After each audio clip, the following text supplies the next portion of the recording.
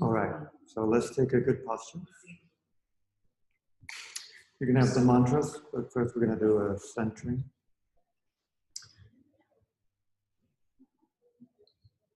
Feel the breath. And allow the breath to bring you into your body, into your very intimate connection with yourself. You know, even though we do this work in group, it's also a very intimate work of you touching within. So take a moment to bring the light of your awareness into yourself. How's your body? Is it relaxed? Is it tense? Are you calmed or are you agitated? How are you feeling this Thursday afternoon? Whatever you are, however you feel, is perfect. Always remember, meditation or this practice is about self-loving awareness of whatever you are at any moment in life, whatever you are, whatever emotions there. Even no matter what you have done or who you have been, we do not believe in guilt in the tantric path. Don't believe in guilt. We believe in taking responsibility, which is very different. So whomever you are, whatever you've done, assume full responsibility for who you are. And welcome this process of life, which is a process of learning and self-discovery. And in that process of learning, we're going to make a lot of mistakes. Can you embrace yourself as you are? Your messy self, your incomplete self, your becoming self.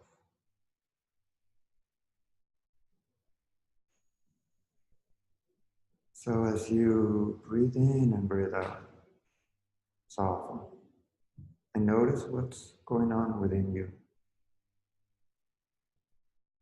Where has your mind been when you were driving here? What thoughts were you entertaining?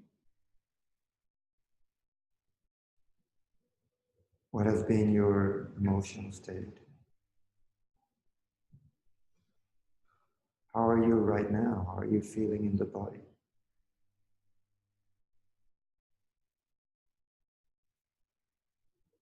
How are you feeling about yourself? Whatever it is, just notice it. Remember, in meditation, we do not change anything. We embrace what is, and we make the best out of it. But whatever is true within you right now, just recognize it.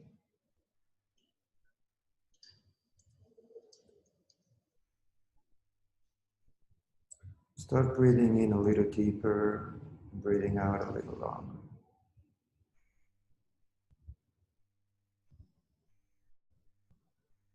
Connecting with that inner space of the breath. Noticing as you do a gentle effort of opening up to the breath, you're able to feel more deeply into yourself.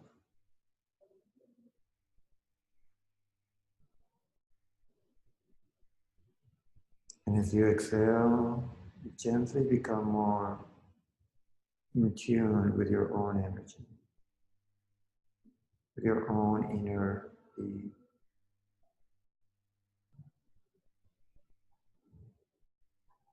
Notice where do you need to soften, where are you maybe tight, where are you holding tension.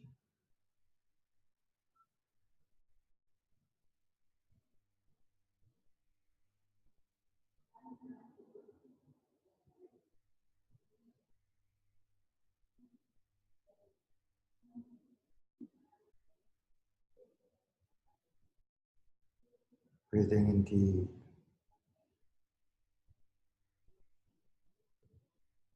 And breathing out long. And with the next inhalation, we're going to do the 3 yawns.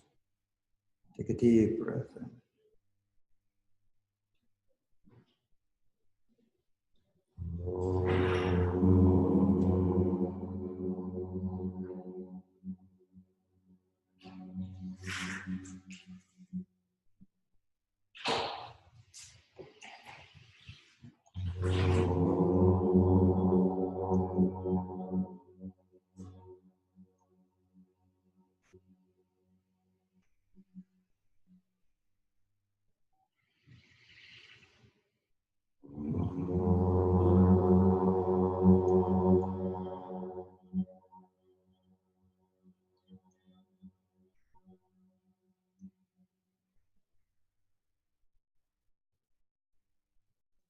Om Namah Shivaya Gurave Sachidananda Murtaya Nishprabhashaya Shantaya Niralambaya Tejase Om Namah Shivaya Gurave Sachidananda Murtaya Nishprabhashaya Shantaya Niralambaya Tejase Om Namah Shivaya Gurave Sachidananda Murtaya Nishprabhashaya Shantaya Niralambaya Tejase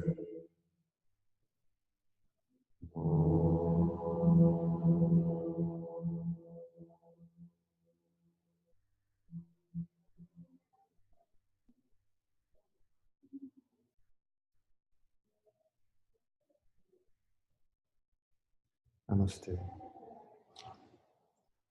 I bow to you as you are.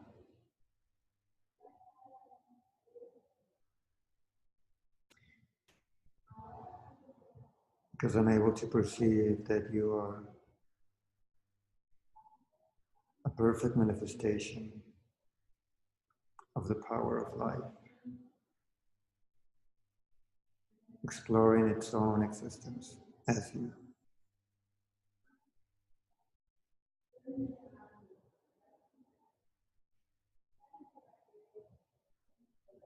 Thank you for being here once again. Welcome over there. Oh, so you were the one who were never able to come to the. But you came to the first session. Mm-hmm. Not even. The first but this module started. Also, you, Melanie. Yes. I thought you had come to the first session, but have you received the support material? Yes. Yes. Have you been able to see them? The first one, yes. The other one. Okay. Come in. Let's open a little bit the circle for them.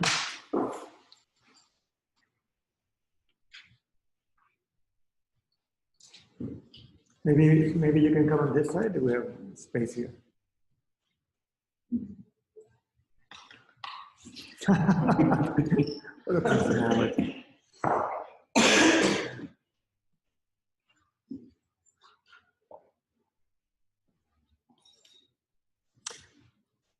So this whole module 2 is about these sutras, you know, these mantras that we just sang.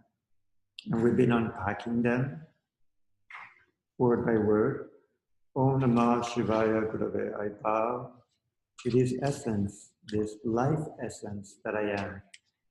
In this life essence, there's a guru, there's a guidance, there's a wisdom within what I am. Don't we all know that in some deep level that there's wisdom in us, there's deep wisdom. And I've always felt that too, even though often we're not able to access it because we are, as my meditation teacher say, the meditation path is in some way about unlearning all you have learned. So that you can come in contact with something very raw and natural within your own being, which is wisdom itself. And you know, humanity has wisdom because there is wisdom in humanity. There's wisdom within what we are. So meditation is about tapping into that inner reservoir of a wisdom that is not, is what in yoga they call alive wisdom. It's a wisdom that knows in the moment. It's not a wisdom, it's not like encyclopedic wisdom, which is what we have learned from the past and our experience. But rather it's a wisdom that it just knows in the moment what is right. So, inspiration, right? Inspiration just knows. It knows in the moment. And one of our goals in meditation is tapping into that inner wisdom. And that wisdom is also very much connected with emotion. When you're inspired, you not only feel guided, but you feel elated, right? You feel, wow, this is so right? And we feel inspired in life. There is that word ananda in the second line. There's bliss and inspiration. So Om Namah Shivaya Gurave, I bow to this essence within me, which is pure guidance, pure wisdom. Satchitananda Murtaya, this essence of life within me is pure existence. It's my own sense of existence, my own sense of awareness, conscious, that I'm a conscious being that knows the world and knows itself. There's this inner knower, this experiencer, always there. And there's also this innate bliss that we do lose in touch with it because of an agitated mind. Oh, this ananda is called chitananda, the bliss of perceiving, the bliss of being aware of existence. It's a very subtle bliss in just experiencing life. Isn't that true? Just being in a pure experience of the uniqueness of every moment. And as I often go into little babies, they have that. They are in awe as they perceive everything, because they're not perceiving with a bunch of thoughts and judgment. Their perception is so there in the awe of pure experience, without not so much story clouding there or taking space in their mind, right? So the awareness is so much more in life. And we want to cultivate that. We want to cultivate a mind that is more, that there are not so many layers of thoughts, but there's a more intimate connection with experience. right? And there's a bliss in that. Now, it's not the bliss that we are accustomed in our culture, which is normally agitates us. Like, excitement, that kind of thing that entertains us, but it also tends to agitate the mind. This bliss that the yoga masters are speaking is a subtle, very subtle bliss that at the beginning we do not recognize it as bliss because it's so subtle. But the more quiet you become,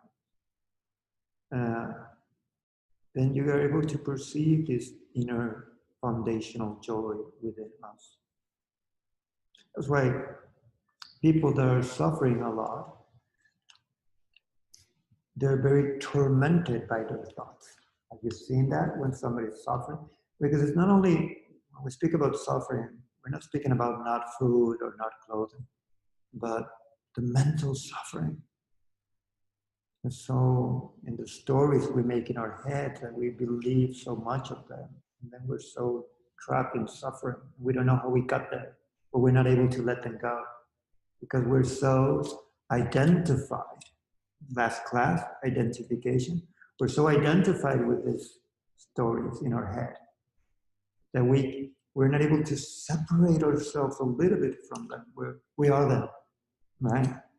So what are we doing in meditation? We're trying to reclaim the foundational awareness that we always have, but it's always clouded by so much story and thought and emotion. Yeah. So this essential foundation is Satchitananda, or it's also called Shivaya. This essence, this existence, consciousness, and bliss, which is my foundation. Then we went into the word Nishprapanchaya, which means there's nowhere where this awareness is not, meaning to say, whatever you have experienced in life, you have experienced in your awareness, nowhere else. So that's why there's nowhere where this awareness is not. Oh, I'm experiencing this. Oh, this is also my awareness. See what is the idea behind it? Then Shantaya means peace. Shantaya. Yeah. There are actually three words in Tantra: Shivaya, Shantaya, and Sundarya. Sundara. Sundarya. Shivaya, goodness. Shantaya, peace. Sundarya, beauty.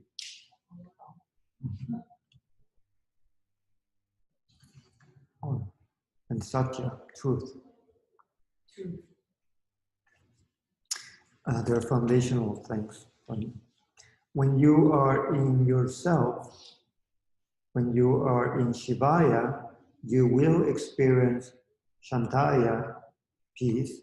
You will experience Sundarya, beauty. And you will experience Satya, truth. And when you experience truth, you will experience beauty. They're all related. They're always related. There's a beauty in real truth. If there's a truth that is not making you tap into something beautiful, it's not really true. It's not the whole truth, not the wholesome truth. So Nishprapanchaya Shantaya and Niralambaya, we went to that too. Niralamba, where we said the ground of being. That was last class. The ground of being. Niralambaya means that which is free from all support, meaning that which is the support of everything. Again, your awareness, these all words are describing your awareness. Your awareness is that which gives foundation to everything else that you experience in life. Without your awareness, there's nothing for you, right?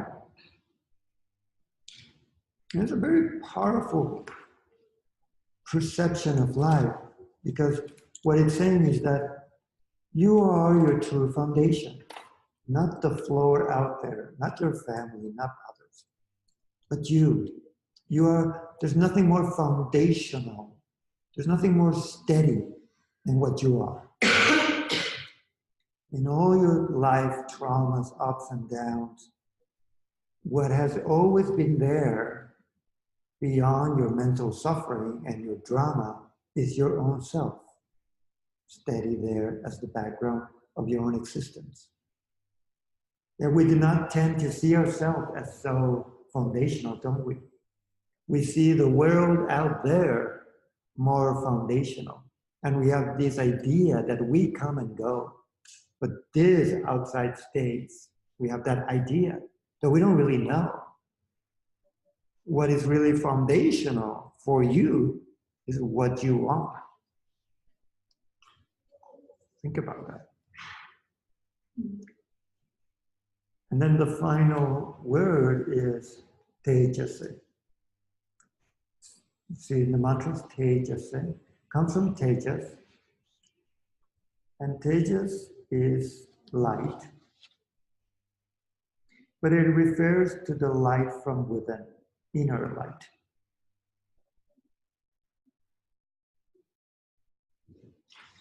Or also radiance, inner radiance. When you see somebody's eyes, they are very radiant. In Ayurveda, in the medicine of yoga, they call them full of tejas, full of light. But it also can be referred to the inner light of awareness, which awareness is that within you, which quote unquote illumines your thoughts. Right? How do you know there's a thought in your head? Well, there's something that tells you, oh, look what I'm thinking. Or what is that which illumines the thought? Awareness, right? So there's this quality of awareness to recognize, to see. Yeah? Okay. Now we're going to go a little bit into diagrams because they help us understand and perceive more. So,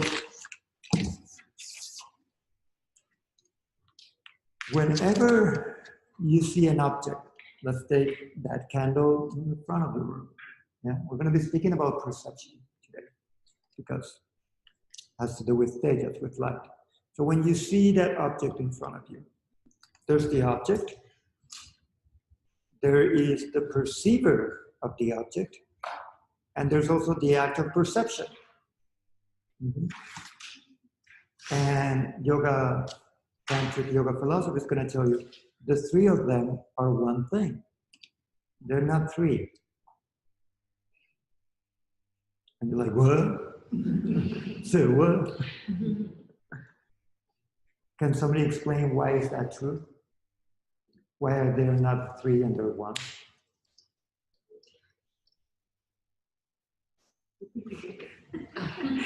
So that candle. You need all of them to have the experience. No, but also there are not three, they're one. Right. They are actually one. They're one, I think, because all three of them are necessary. Right? Without the perceiver, right, you don't have the object of the perception. Without the object, you have nothing to perceive. And same with the act of perceiving. You need their all. Yes, that's one of the logical. That's a logical explanation. And all of them are happening in the same place. They all are happening in awareness. That's the bubble. That's what boggles our mind when we go into this. Because we have the idea that what we are experiencing is outside of us.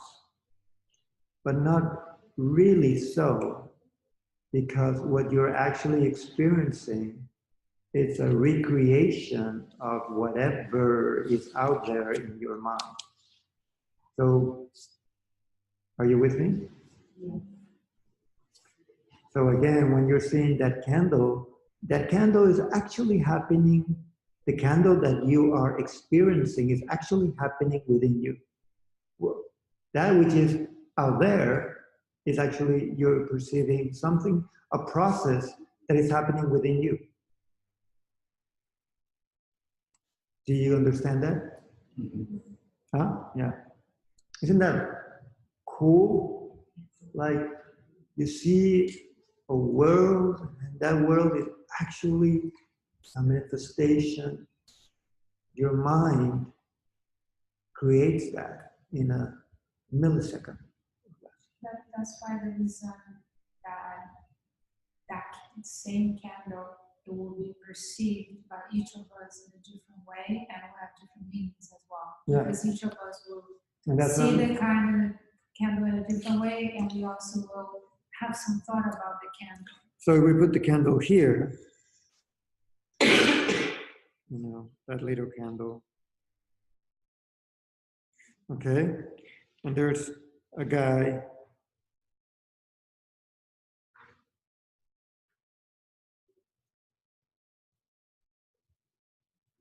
That's a guy.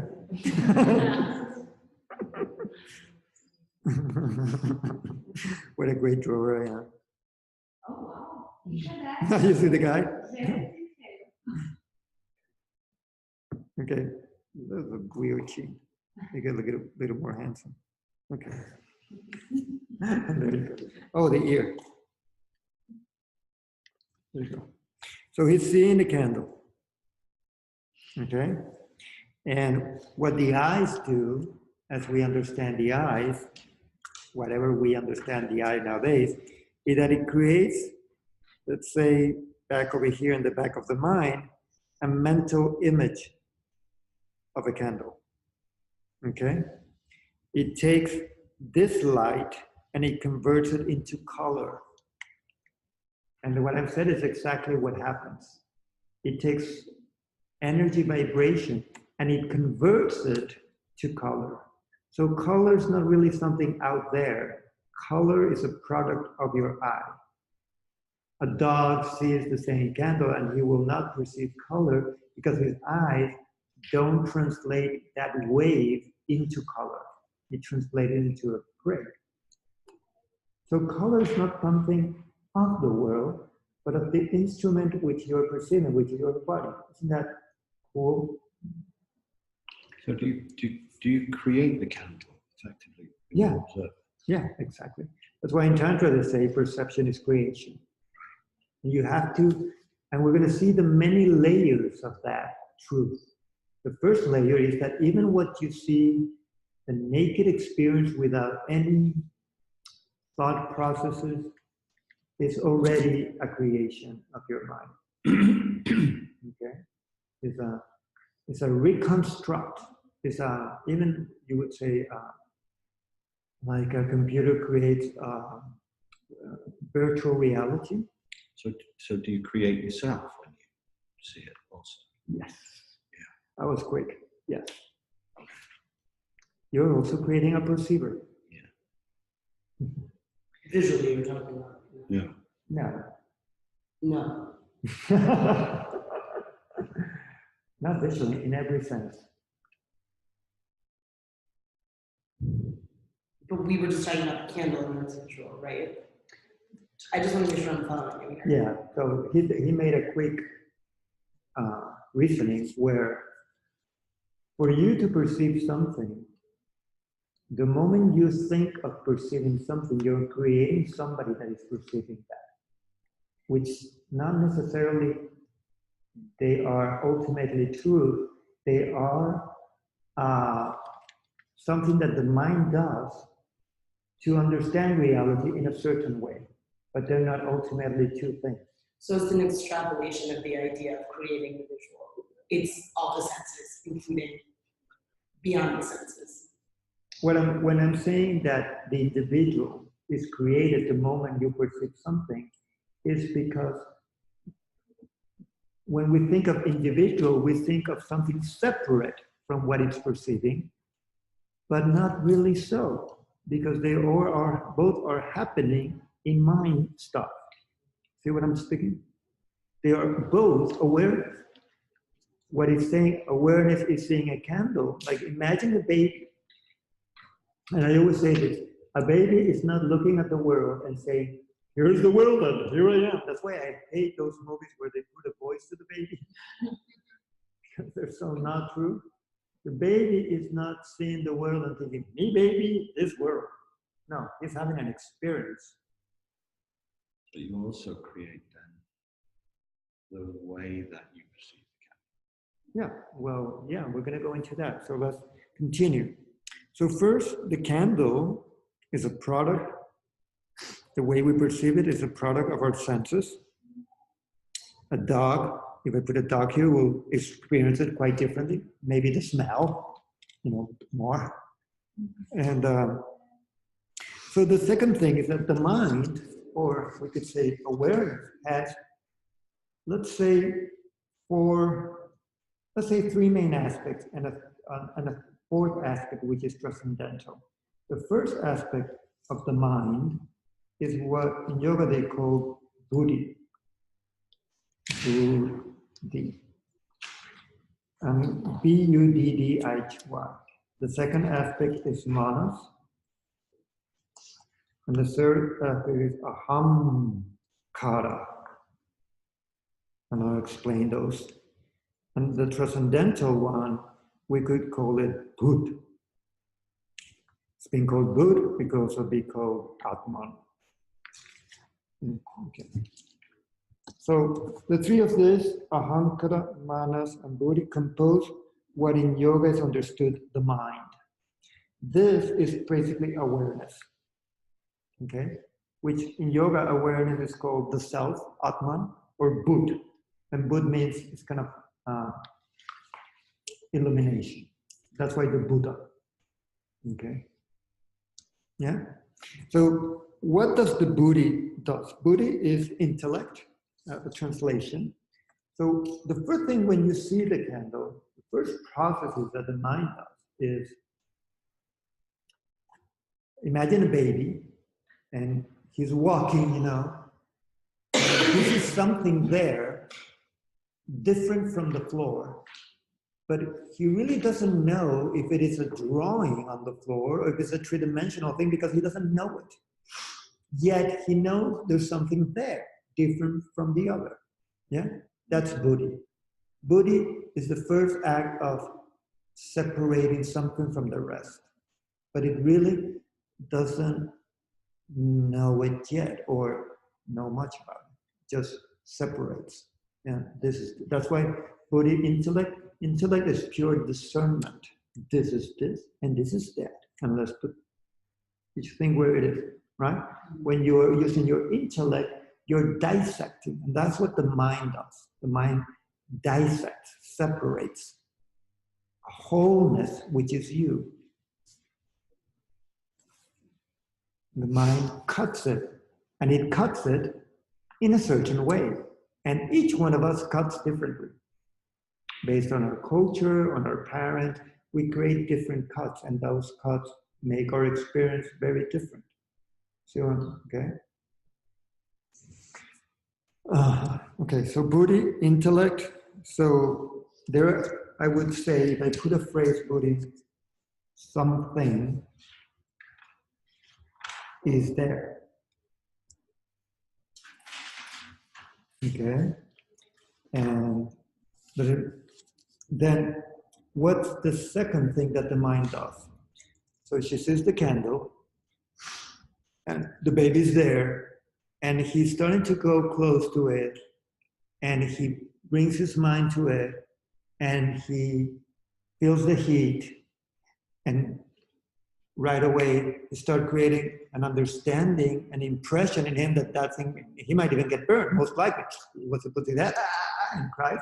So right away with that impression in his mind, it creates a database right away with that experience.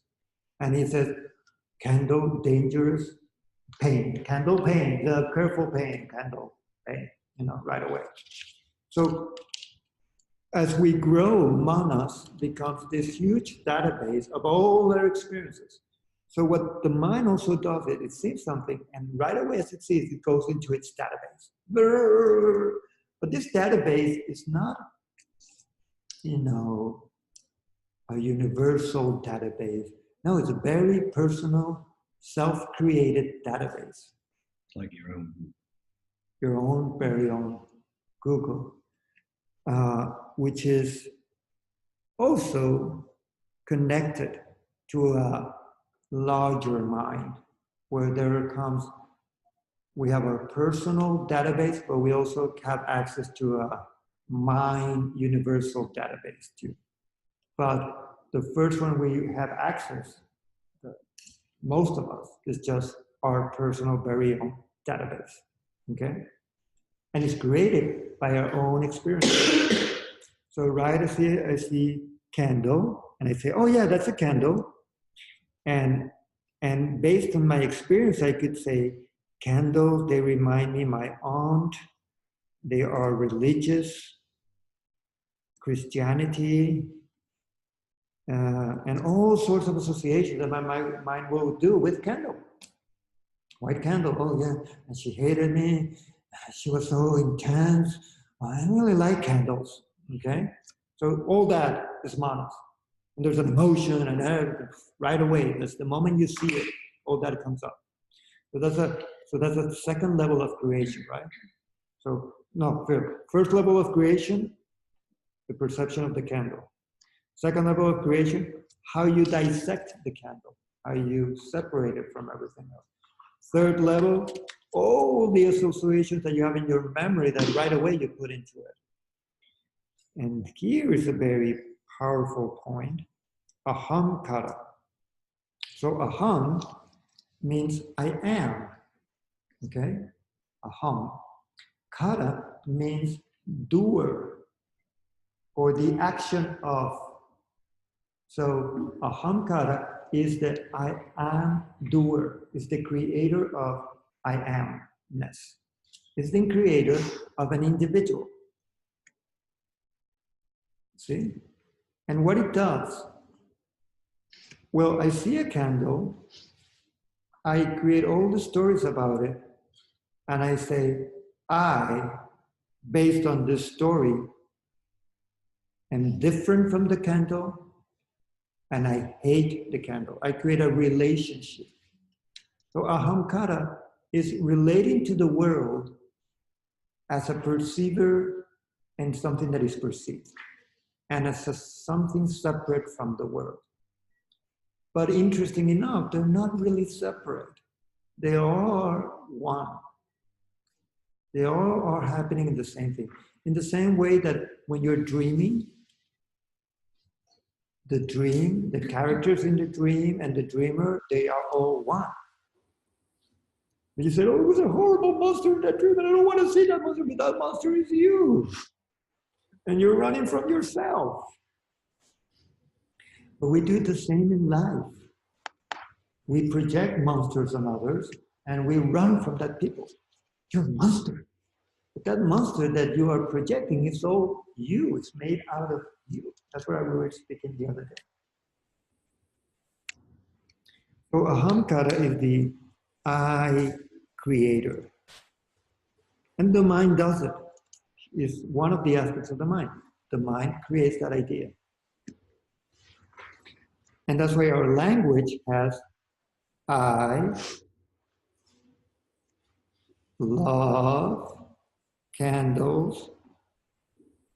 And it's always this whom is loving what object. And so language is also a reinforcement of something that the mind does. Okay? Language is an expression of the mind.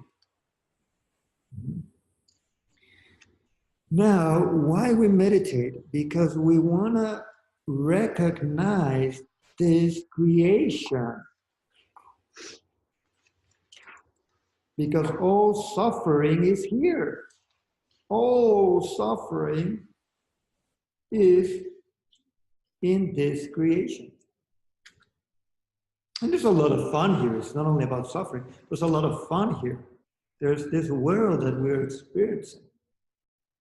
There's a lot of fun and possibilities and opportunities, but also, if there's suffering anywhere, is not so much what's going on out there, but what are you making of it? So it's a choice. Yes. And one last thing. Can there be suffering without somebody to suffer? Can there be suffering without somebody to suffer? No. There's only experience. So whenever you're in a big drama and you're suffering, say, who's suffering? It's all awareness. And notice how that affects you. Who is suffering? And not only we create this I, but then we start also with our Manas archive putting stuff on this I. I am good. I am a loser. I am a nice person. All those things that you put about you, and you start believing them. And since you were a kid, your parents start putting you all these labels. And you start believing them. But they're just creations. And it's not that our understanding of the world is fake or not real. It is what we call maps. What is a map? A map is a creation about the world, to navigate the world, right? So the world you experience is your own map. But it's not really the truth. It's a creation for you to relate to something that is really mysterious.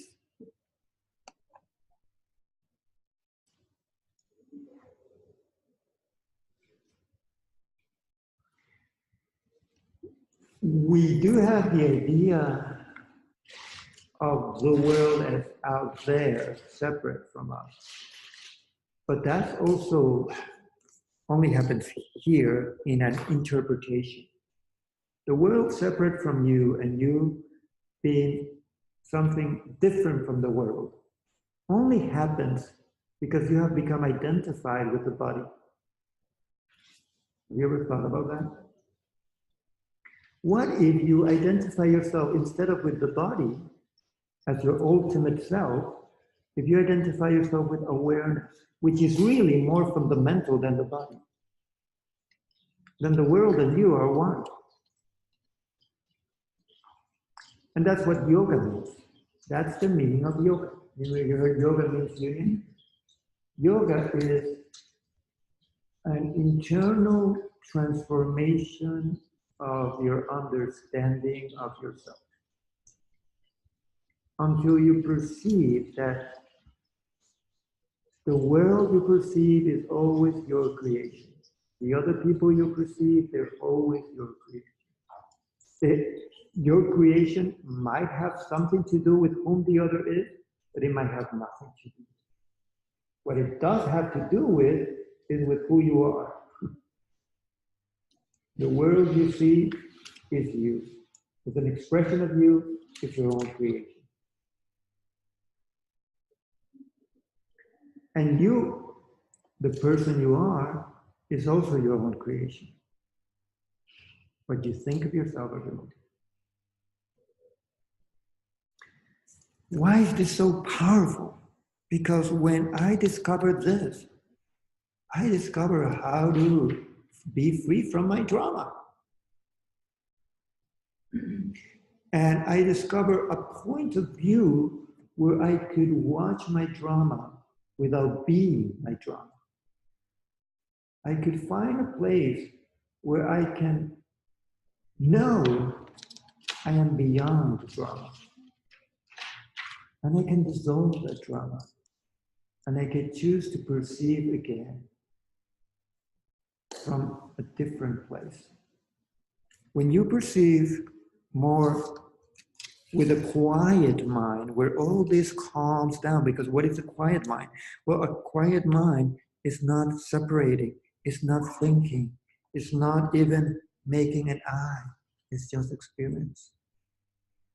And that is a blissful mind. So what is meditation? Learning to use this with so much more carefulness.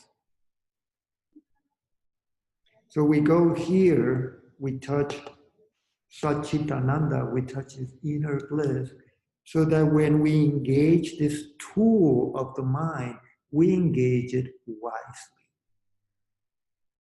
Meaning, when I see you, what am I making of you? Can I just allow myself to experience you? And in that, building that relationship, learn to know you without right away putting all my past on you. Can I take my judgments as judgments and not as the truth? Assessments that I'm making, but they might be wrong. So I have to, but I do know one thing. We are the same awareness. I do know one thing. We are one. I just don't know how you're choosing to express that. And I don't know if I want to play with that. But for sure, I respect you. And that's why I say namaste. Because I perceive the same light. When we see somebody, what do we see? Separation is created by you. Hatred is created by you. Do you see awareness when you see others? Do you recognize yourself in others? Not your mental self, but your awareness self. That fundamentally what I'm saying, we're all the same guy experiencing different minds. But there's not really a guy. But yet there is this I-ness. This which is contemplating existence. It's just that it's a universal I. Or you could take a Buddhist approach. There's no I, there's just existence. Yeah? So why this is important for our practice of meditation? Because if you understand this, you understand meditation. Meditation is just putting your awareness here. Your awareness can be anywhere here, but at any moment you can put it here. So what does that mean? That as I am, I can put myself in my thoughts. I can also have an interaction with what I imagine me to be, or I can just be what I am, which is awareness. Meaning I am all this. And just be. And there's bliss there. Beingness. Can I ease into beingness? Can I relax into what I am? Because this whole thing is awareness shaping itself in forms of light. Everything that you experience is light taking shape and form, in the form of experience. And that light is you. And they say in Tantra, awareness has two aspects. One aspect is prakash, the light, that which shines, but also vimarsh, the capacity of this awareness to know itself. So there's two powers of awareness. Your mind can become thoughts, but also can be aware of thoughts and its own origin of creation. You know what I'm saying? Like when dreaming. Or anything, not only dreaming, any moment. In any moment, there are two things. That which you are experiencing, this room and all the colors and all the sensation, that's prakash. That's awareness contracting into form. But then also there's the march, awareness, aware of the forms and aware of its own self. See? So those are the two main powers of awareness, to take forms and to know its form. In Tantra, they're given a metaphor of a mirror. And the whole mirror, you put it in front of a city and will show a city, the mirror, and you'll see the cars and you'll see the people. Yeah? But it's just a mirror. Awareness is a mirror where your world is created. Why a mirror? Because you could say it's a three-dimensional mirror. And when I speak of awareness, I'm also speaking, of course, of the mind. Yes? Makes sense? The mind is awareness in its creating form. Yeah? Are you with me? Any questions? So it's a choice. Yeah. And you choose how you view the candle. Yeah. Because you've learned your view of the candle. Yes, yes. And you have the power of choice depending on how conscious you are. So that's why you have to choose wisely. And not everyone has equal power of choice because not everyone is so aware. So that's why absolute awareness is absolute freedom.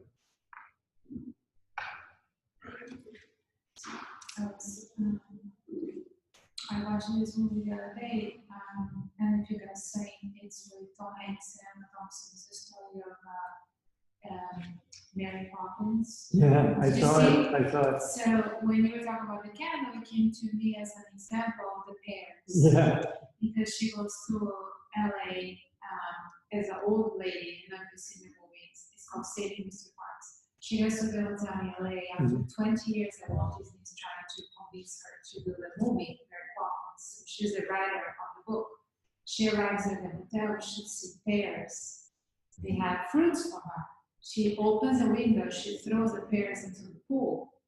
And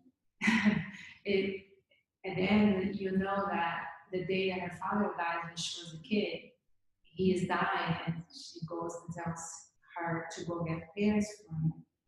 So she goes get pears, and she comes back, he's dead. So She hates the pears. she hates the pears. She cannot see any pears anywhere. So it kind of reminds me that, this awareness, if she could have meditated and made peace with the pears, right? And that's pretty much what would have been outcome, right? And what you have to start doing, and what happened gradually is you have to start owning your wounds. As I say in level 1, nobody wounded you. The world has not wounded you. You wounded yourself from the way you understood what happened. Nobody has the power to wound you. You wound yourself by how you choose to perceive what happens and how you perceive yourself in what happens, especially where the wounds happen. How do you who do you create as yourself? But when you're a kid, of course you're not that aware, you just make it. And the wound happens, the wound is created. Because that's the thing, we're born into this world with this incredible creation apparatus. But we don't know we have that power. We think we are experiencing the world, and we're not realizing we're creating it every moment in the way we are perceiving it. And that's why I, as a therapist, I do privates with people, and I work with their creations until we recognize the creation and we heal it. And when you heal it, then the healing happens by a change of perception. So when we are that it's like an illusion, and we just created it, it's like a storyboard, it doesn't really exist. What you are experiencing? Yeah, the identity that we put on ourselves and all that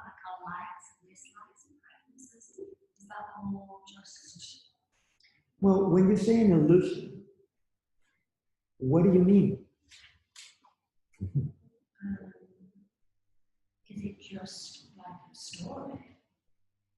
Just some parallel? I guess it kind of goes with my question is, does the perception create the perceiver, or does the perceiver create the Yeah, that's what he perception? said. The creation creates the perceiver.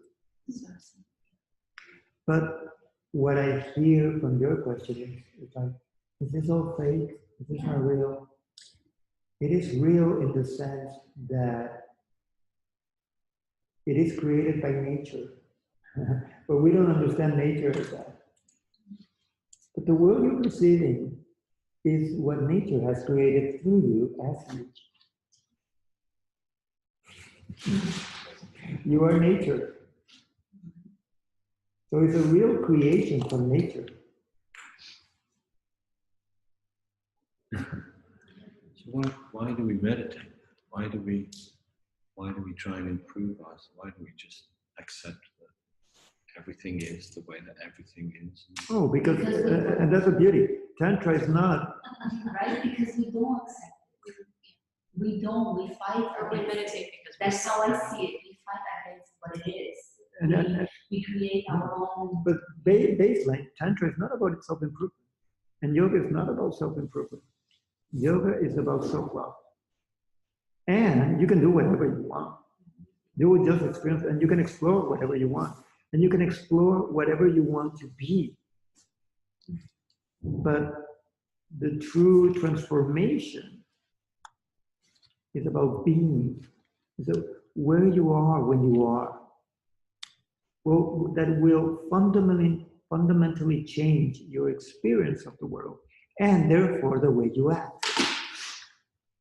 The work here is not really on what you do, but who you are when you're doing, which fundamentally will change your world and your experience of the world and who you are and how you act.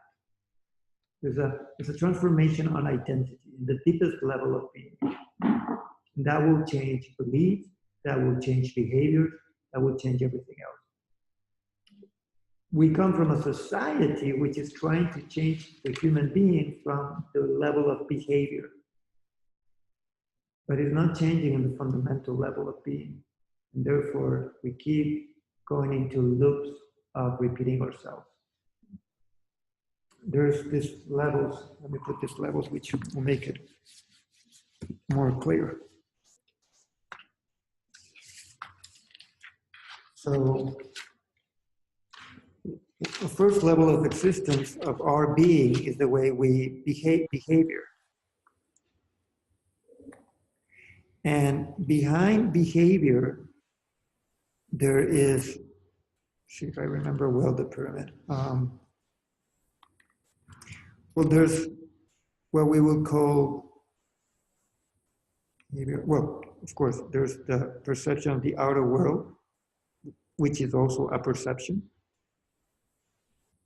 There's how we behave with that. So many people are looking happiness changing the outer world. And this is the most superficial level of engagement with life. And it won't bring great change or great happiness because it's not the real problem. It's very superficial. So some people hate their life and they move to another country. But in the other country, they recreate the same circumstances they were running away from the first country. Yes. Because the pattern is going from, the creation process going from much deeper. So the second thing is behavior. Some people try to change their behavior. Right now, I'm not going to smoke. I'm just going to smoke. But they are not going from what is the root of their smoking. And they're just trying to do it on the behavioral level. And so if they just try not to smoke without doing, it's just going to be harder. They could try it, repress smoking, suppress smoking. But if the injury is very deep, they won't stop smoking. So what comes later? The level of emotion, which is very much connected to belief and values. This is intelligence. No. This is in science. This is science. This is Reptilian brain. Is this reptile brain, sensory system? Is that If I don't have but I can get that information for you where this diagram comes from.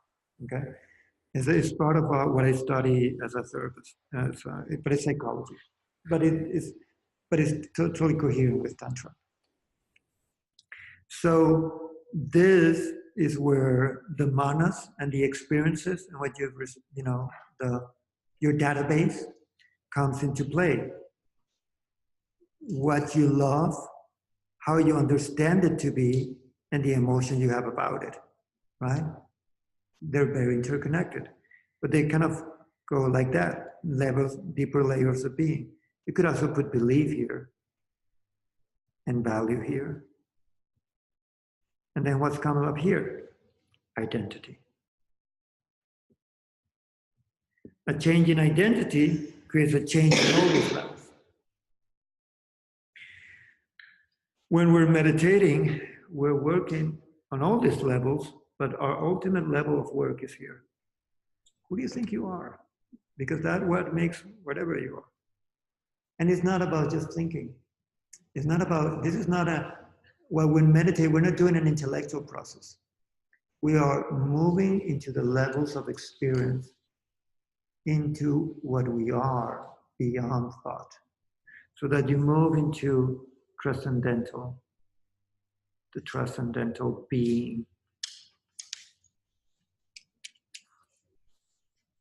And this, when it creates, is pure creativity, meaning it creates new stuff all the time. It's pure joy when you create from the transcendental.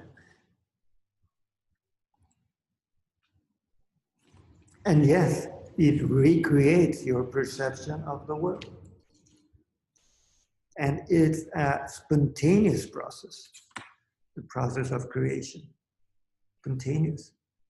But you go through this prism. So when you create, you go to these different levels. Depending on who you think you are, you'll have certain values that will have certain beliefs, that will create a certain emotional state and a certain behavior and a certain world.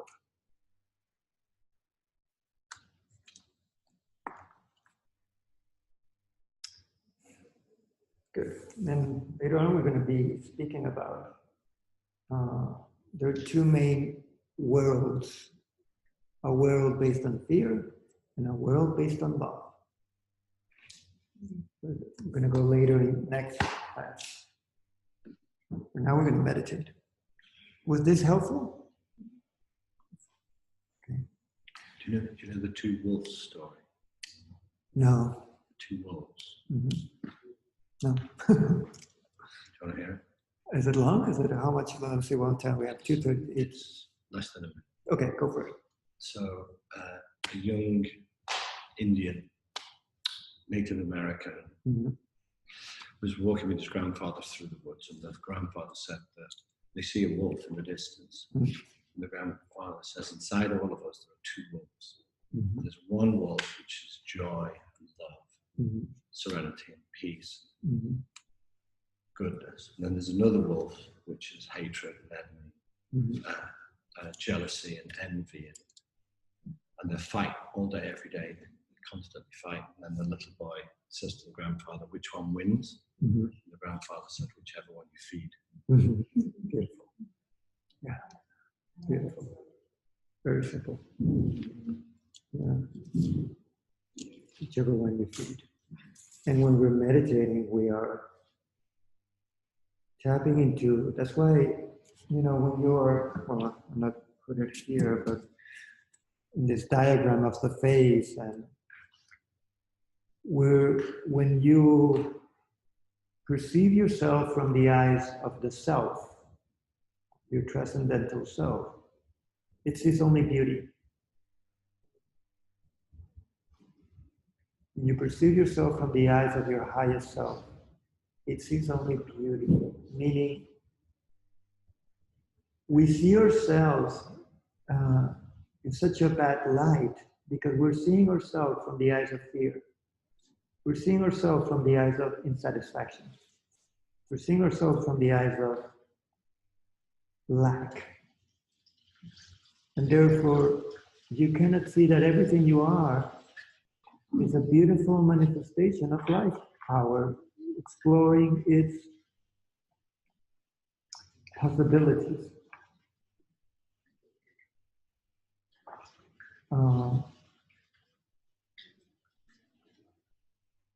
So when we sit to meditate, we want to take that approach of again and again, I'm going to repeat it again and again, unconditional love to everything that arises within you.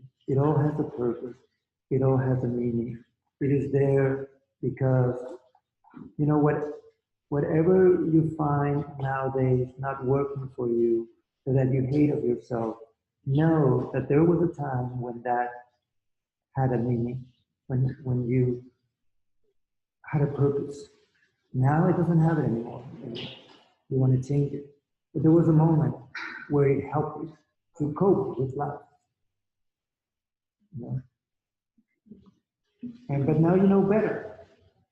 You know other ways better, more refined to get what you want, but not necessarily more good in a fundamental level.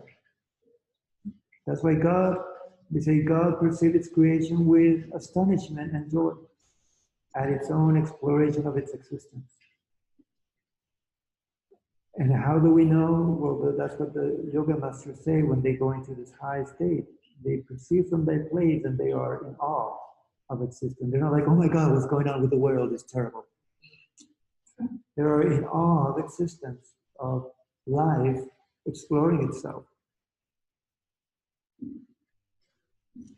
of possibility. That's what life is. Awareness exploring its infinite possibilities of being. And there's a beautiful tantric aphorism that says, Chiti swatantriya vishvasiddhi hetuhu. Awareness, out of its ultimate freedom, creates the universe. It means,